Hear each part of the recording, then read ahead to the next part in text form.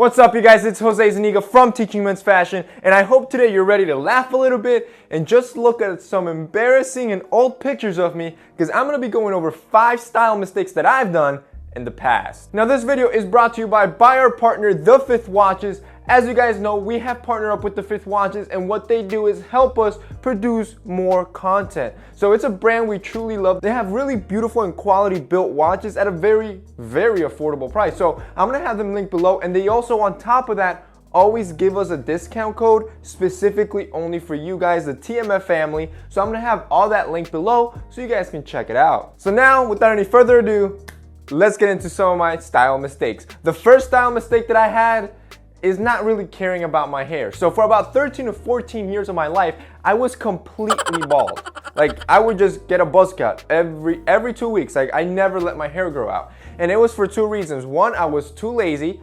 I didn't want to go through the process of letting it outgrow and having to maintain it. And then the second reason why it was wrong was because it just didn't suit my head shape. Now, don't get me wrong. Being bald or rocking a buzz cut is not a bad thing.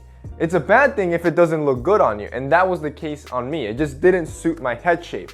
Well, thank God I finally grew out of it, and I decided to let my hair grow out about 2 years, almost 3 years ago now, and it's the best decision of my life. And if you ask me now, I think I look 10 times better. The second style mistake that I would do was I would follow too many trends. Lap up flowers, crazy colored socks, uneven ties, unlatching my double monks, wearing camo, wearing cargo pants with a suit jacket. You name the trend, I probably did it. I was really into sprezzatura. I don't know if you remember that, how big it got on Instagram, but anything they were doing, I were doing. And the problem with that is that most of these trends are made to break rules, and they're made to supposedly make you stand out and be original, but in reality, you're not being original because you're following a trend. The problem with that is that now that I look back, I just look plain ridiculous, because most of these rules are breaking rules that have been set in place that make you look more proportional, more aesthetically pleasing, whatever it may be, and instead, you break them on purpose. The third style mistake was I took tailoring a little too far. So the first time that I tailored a garment, I was ecstatic. I was so hyped. Like, it was the first time I ever experienced it. So at that point, every garment that I would buy would go to my tailor first, brand new with tags, before I would even wear it. I'm not even lying to you. Every single garment, that doesn't matter what it was, I would get it tailored. The problem was that I wasn't tailoring right. I was just tailoring for it to be skin tight. So skin tight that my suit jackets, I could barely breathe. My pants were cropped super high and super tight. So I took tailoring a little too far. I got a little too excited. But over time, I started realizing what looked proportionally better on me, and I started tailoring down to what fits comfortably and also fits perfectly. So the fourth thing that I would do was I would wear too much. And by that, it means I would wear either too much color, too much pattern, too many accessories, just too much.